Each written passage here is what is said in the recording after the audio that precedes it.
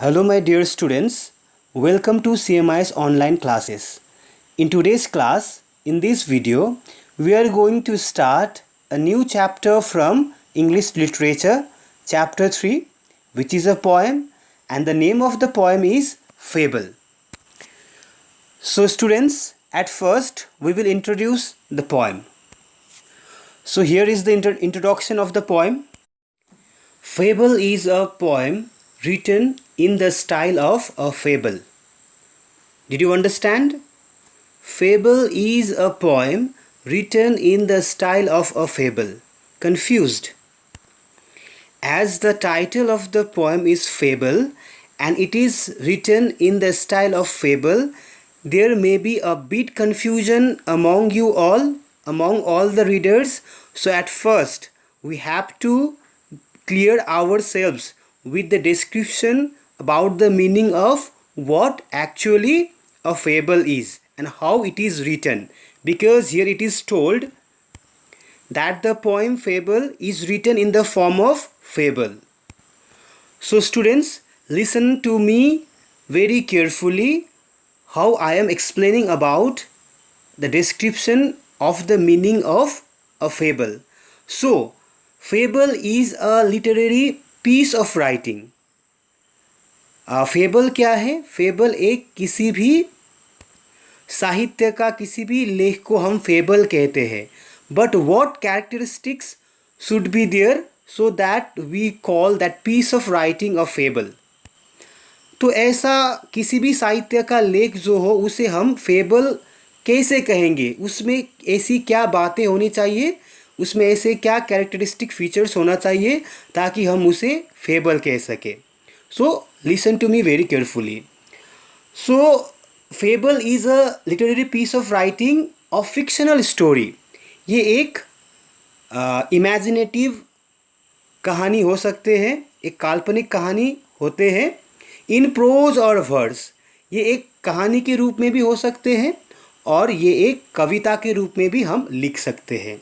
But what it should have is Fable always features animals, legendary creatures, plants, any object or forces of nature, a human characteristic, a human figure.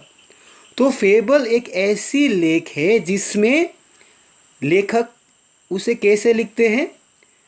उसे लेखक इस तरीके से लिखते हैं ताकि उस कथा का, उस कविता का जो पात्र या पात्राएं होता है वो या तो जानवर होते हैं, एनिमल्स होते हैं, किसी भी क्रीचर्स हो सकते हैं, प्लांट्स हो सकते हैं, कोई भी चीज़ें हो सकते हैं, या हम जो इस नेचर में हमें जो कुछ मिलते हैं वो सारी चीज़ों को हम यहाँ पर एक कैरेक्टरिस्टिक और कैरेक्टर बनाकर उसे प्ले कर सकते हैं.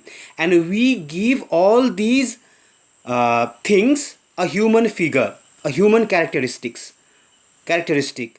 और हम ये सारे जो पात्र होते हैं, चाहे वो जानवर हो, चाहे वो किसी भी चीज़ हो, तो हम उसे एक मानव रूप देते हैं. That they speak in the story, they speak in the poem. और हम ये देखते हैं कि generally we see that the animals around us, they don't speak, the plants around us, they don't speak, है ना. anything besides human beings do not speak. but in fable, लेकिन fable में हम क्या देखते हैं कि ये सारे चीज़ें बात कर रहे हैं किसकी तरह? इंसान की तरह. and the another characteristic of fable is it always tends to give a very good moral to the readers. और फेबल एक ऐसा लेख होता है, ऐसा कहानी होता है, ऐसा कविता होता है जिसके अंत में रीडर्स को, पढ़ने वालों को हमेशा कुछ ना कुछ बहुत अच्छे सीख मिलती है. So that is also we are going to get from this poem. So वो जो सीख है वो हम इस पोएम के माध्यम से भी हमें मिलने जा रहे हैं. So what is that moral value that we are going to gain within us, that we are going to inculcate within us from this poem, that we will only understand after the explanation of this poem. Okay. The poem is written by the American poet Ralph Waldo Emerson. और ये poem, ये कविता किसके द्वारा लिखा गया हुआ है? एक अमेरिकी कवि जिसका नाम राल्फ वॉल्डो एमर्सन है, उसके द्वारा लिखा गया हुआ ये कविता है. And if you read the poem and if you see the last word of each line of the poem, none of the word in each line matches to each other like rhyming words. जब आप देखते हैं कि इस कविता के जो last words है, हर एक लाइन का जो लास्ट वर्ड है ये एक राइमिंग वर्ड्स की तरह नहीं लिखा गया हुआ है. Because in most of the poems, ज़्यादातर पोएम्स में हमें क्या दिखाई देते हैं? The poets keep rhyming words at the end of each line. Okay, क्योंकि हमें ज़्यादातर कविता में हमें ये देखने को मिलते हैं कि कविता के हर एक लाइन के जो अंतिम वर्ड होते हैं वो हमेशा राइम करते हैं. But here it is different from other poems, which is the most characteristic feature of the writing of Ralph Waldo Emerson. और यही खासियत है राल्फ वॉल्डो एमर्सन का कि वो ज़्यादातर या तो हमेशा वो अदर पोइट्स की तरह, अन्य कवियों के जैसा वो राइमिंग वर्ड्स को फॉलो नहीं करते हैं. Because he wants to show that each line of the poem is very much important to read out. Okay, so now we will enter the poem and we will try to understand what is there actually in the poem and what we are going to understand from the poem, what we are going to learn from the poem, and what is there in the poem that makes it a fable. Okay, fable means a piece of writing in the form of story, in the form of prose or poetry, but each of them carries what the feature like animal, legendary creatures, plants, any object or forces of nature as a human character, a human figure, and that illustrates or leads to a particular moral lesson. और वो हमें अंत में कहाँ ले जाते हैं? एक अच्छे सीख देने में हमें देने के लिए वो हमें ले जाते हैं. So let's see what is there in the poem. So in the poem, the mountain and the squirrel are also given human figures. So जब हम ये पोएम पढ़ते हैं, जब हम ये देखते हैं, तो हम ये समझते हैं कि इस पोएम में जो माउंटेन एक पहाड़ है और एक स्क्विरल जो एक छोटा सा एक एनिमल होते हैं, ये दोनों को भी एक ह्यूमन फिगर दिया गया हुआ है. ये दोनों को एक इंसानों की तरह रखा गया है इस पोएम में. Because they are speaking, they are having conversation to each other. Okay, so what conversation they are making that leads us to a particular moral lesson that we will see in the poem. Okay, in the poem the mountain and the squirrel are also given human figures, and the poem gives a very valuable moral lesson to inculcate in us. That is, everything in this world has its own value and importance. तो हमें इस कविता के अंत में हमें ये सीख मिलने वाले हैं, ये समझने वाले हैं हम इस पोएम से कि इस दुनिया में जो भी चीज़ें हो, चाहे वो सबसे बड़े हो चाहे वो सबसे छोटे हो, हर एक चीज़ का क्या होते हैं? महत्व होते हैं. Okay, everything has its own importance. Okay, and value, हर एक चीज़ का अपना वैल्यू होते हैं, अपना इम्पोर्टेंस होते हैं. Everything has a value and purpose in this world. और इस दुनिया में जितने भी चीज़ें हैं, ह्यूमंस के अलावा जितने भी चीज़ें हैं, चाहे वो एनिमल्स हो चाहे वो बर्ड्स हो, कोई भी चीज़ें हो, वो सारे चीज़ें का अपना अपना महत्व है और वो अपने अपने महत्व के हिसाब से काम के हिसाब से इस दुनिया में आए हुए हैं। वी शुड नॉट जज other things to be less worthy. इसीलिए हमें ये नहीं समझना है कि कोई चीज़ ज़्यादा इम्पॉर्टेंट है और कोई चीज़ कम इम्पॉर्टेंट है। Because usually we do this, क्योंकि ज़्यादातर हम ये समझते हैं कि चीज़ों को हम इस तरीके से दिखते हैं, समझते हैं, चाहे वो चीज़ें हो चाहे वो इंसान ही हो जो हमारे लाइफ में है। Sometimes we give less importance to our father and we give more importance to our mother, है ना, because most of our works are done by mother. So we give importance और importances to the things related to us by showing how worthy they are to us. Okay, so we should not do this. हमें ये चीज़ें नहीं करना है, हमें इस तरीके से किसी भी चीज़ को मूल्य नहीं तोकना है। We should understand the value of each and everything that exists in this world. इसीलिए हमें ये समझना है कि इस दुनिया में जो भी चीज़ें हैं, इस प्रकृति में जो भी चीज़ें मौजूद हैं, वो सारे चीज़ों का अहमियत हमें समझना है। The poet has used a literary device called personification to make the poem more impressive for his readers. So poet ने, राल्फ वाल्डो इमर्सन ने इस पोएम को और इम्प्रेसिव बनाने के लिए एक लिटरेरी डिवाइस का उपयोग किया है जिसका नाम पर्सनिफिकेशन है। सो ये पर्सनिफिकेशन क्या है? What is this personification? Personification is a literary device that give human attributes to something non human. तो पर्सनिफिकेशन एक ऐसा लिटरेरी डिवाइस है जिसके द्वारा कोई भी लेखक क्या करते हैं, किसी भी नॉन ह्यूमन को, किसी भी चीज़ों को एक ह्यूमन फिगर दे देते हैं। जैसे इस कविता में एक पहाड़ को और एक स्क्विरल को इंसान के द्वारा इंसान के जैसा बोलते हुए दिखाए गए हैं। Okay, in the poem the mountain and the squirrel have been personified as they both are given human figures by the poet. So I have already told you. So what does the poem show? Now we will understand. The poem shows a mountain and a squirrel quarrelling. So जैसे poem start होते हैं हमें ये दिखने को मिलते हैं कि एक पहाड़ और एक स्क्विरल एक दूसरे से झगड़ रहे हैं।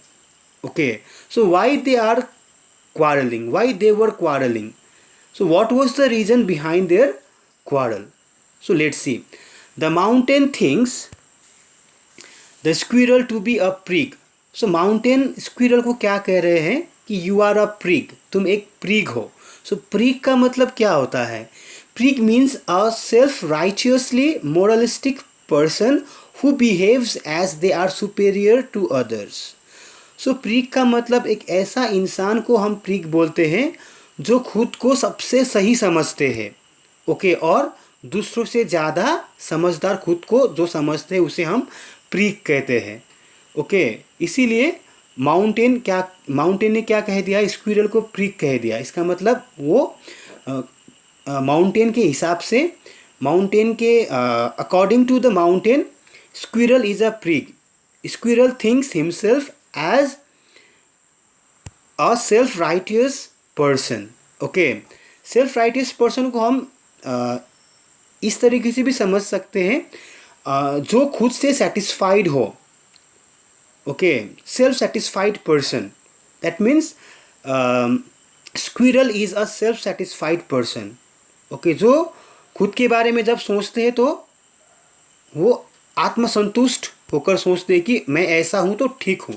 बिकॉज समटाइम्स व्हाट हैपन्स, कई बार क्या होते हैं, जब हम अपने बारे में सोचते हैं, समझते हैं तो खुद से सेटिस्फाई नहीं होते हैं और हम हमेशा क्वेश्चन करते हैं कि why we are like this, हम ऐसे क्यों हैं। Okay, so according to the mountain, the squirrel is not like the person who regrets for his existence, जो खुद के existence के लिए regret करता हो, but he is a self-satisfied person. Okay, So when the squirrel listens to the mountain telling him a prig, so what response does he give to the mountain? तो इसके उत्तर में स्क्विरल क्या जवाब देते हैं? Let's see. The squirrel responds by acknowledging that the mountain is doubtless very big. But according to the squirrel, the passage of time and the elements of the world are only made by bringing and combining all sorts of things together. लेकिन squirrel mountain को ये जवाब देते हैं कि भले ही वो बहुत बड़े हो, भले ही माउंटेन बहुत बड़े हो, लेकिन इस दुनिया को एक होने के लिए to make this world one, there should be the combination of everything that exists in this world. So दुनिया को एक समझने के लिए या एक होने के लिए इस दुनिया में जितने भी चीज़ें हैं वो सारे मिलकर दुनिया एक होते हैं. If you see the atmosphere, अगर हम इस एटमोसफियर को देखते हैं, इस नेचर को देखते हैं, so every little part of this nature is important to make it a complete nature, to call it a mother nature. So the squirrel replies to the mountain that he is not ashamed to its place. तो squirrel mountain को ये जवाब देते हैं वो जैसे है वो ठीक है और वो छोटा है. Squirrel is a small animal और उसे छोटा होने का कोई गम नहीं है. Understood? So not ashamed to its place in the world, the squirrel says that if it is not so large as the mountain in its turn is neither so small nor half spry as itself. तो वो mountain को ये जवाब देते हैं भले ही वो mountain जितना बड़ा नहीं है, तो क्या हुआ, माउंटेन भी तो उसकी तरह छोटा नहीं है. So mountain also cannot be small like the squirrel. Okay, like the squirrel cannot become big like the mountain. Recognizing that talents differ, the squirrel identifies that there are certain things that it cannot do, just like the mountain cannot perform certain tasks. So what at last the squirrel's replies to the mountain is, each and every thing in this world that exists in this human world has their own talents. हर एक चीज़ के अंदर कोई ना कोई गुण छुपा हुआ होता है जिससे वो बाकी चीज़ों से अलग हो जाते हैं, और जो गुण उसके पास होते हैं वो गुण बाकी चीज़ों के पास नहीं होते हैं. Okay, and because of that qualities one is different from another. और यही गुण के कारण से एक चीज़, एक एनिमल दूसरे एनिमल से अलग होते हैं, एक इंसान दूसरे इंसान से अलग होते हैं. And so the squirrel again says that there are certain tasks, कि बहुत सारे ऐसा चीज़ें हैं जो कोई एक कर सकता है और दूसरा नहीं, और इसी के कारण हम एक दूसरे से अलग होते हैं. और इसी के कारण हमें हर एक चीज़ को क्या करना है, उसका अहमियत समझना है, क्योंकि एक ही चीज़ बाकी सारे काम नहीं कर सकते हैं. जैसे the mountain can not do the task of the squirrel, in the same way the squirrel can not do the task of mountain. So now I am going to do the paraphrasing of the poem. अब मैं इस कविता का paraphrase करने वाला हूँ. Paraphrase means when I am explaining the poem line wise. जब हम किसी भी कविता का लाइन वाइज एक्सप्लेनेशन करते हैं तो उसे पैराफ्रेजिंग कहते हैं. So here I am going to paraphrase the poem. So line 1 to line 3 in the poem, lines 1 to 3 tell us that the mountain and the squirrel have a quarrel in which the mountain calls the little animal a prig. Here the little animal is the squirrel, and the prig means a self-righteous person or a self-satisfied person who doesn't hesitates or who doesn't regret of being so. Understood? And here the self-righteous person is the squirrel. Okay. And now line 4 to 9. The poem is of 19 lines. So lines 4 to 9 tell us about the squirrel replies that the mountain is without any doubt very big. It then goes on to say that all sorts of things and weather must come together to comprise a year and a sphere, earth and its rich variety. So squirrel line 4 से लेकर 9 तक में squirrel mountain को reply दे रहे हैं कि everything in this world is needed to make this world a complete atmosphere. Understood? Now line 10 to 14. The squirrel then says it considers it no disgrace to occupy its place in the world. So line 4 to 14, 10 to 14 में again squirrel says that कि वो खुद जैसा है उसमें उसे कोई पछतावा नहीं है. He accepts what however he is. It admits if it is not so large as the mountain is also not so small as itself and not half so spry, active or lively. So वो mountain को ये जवाब दे रहे हैं, अगर वो mountain की तरह बड़ा नहीं है तो माउंटेन भी उसकी तरह छोटा नहीं है, और जितना लाइवली जितना एक्टिव स्क्विरल होते हैं उतना एक्टिव एक माउंटेन एक पहाड़ नहीं होते हैं. Understood? Now line 15 to 19. The squirrel then say that it cannot deny that the mountain makes a very pretty squirrel track. The world is very well and wisely put, with each thing having its own different talent and purpose. The squirrel adds that if it cannot carry forest on its back, neither can the mountain crack or not. So again the squirrel is replying to the mountain that he admits, वो ये भी बता रहे कि mountain also has its own talent, कि it makes the track for the squirrel. Mountain भी क्या है, माउंटेन का अपना महत्व है कि वो स्क्विरल से छोटे छोटे जानवरों के लिए वो क्या बनाते हैं, उसका रास्ते बनाते हैं. Understood? So he also says that the world is well and wisely put with each thing having its own different talent and purpose. इस दुनिया में सारे चीज़ों को ऐसे रखाया गया है कि इस दुनिया में जितने भी चीज़ें हैं वो उसका अपना महत्व है, और उसके महत्व के हिसाब से, उसके टैलेंट के हिसाब से वो एक दूसरे से अलग है. Understood? Again the squirrel says that भले ही वो एक छोटे जानवर हो, और एक छोटे जानवर होने के नाते वो एक पहाड़ को अपने सीने में लेकर नहीं चल सकते जैसे एक माउंटेन कर सकते हैं.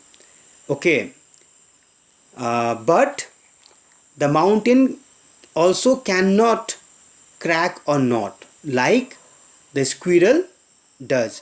लेकिन जिस तरीके से एक छोटे से स्क्विरल क्या कर सकते हैं, एक नट्स को तोड़ सकते हैं, एक माउंटेन नट्स को नहीं तोड़ सकते. That means each and everything has its own identity, has its own purpose, has its own value.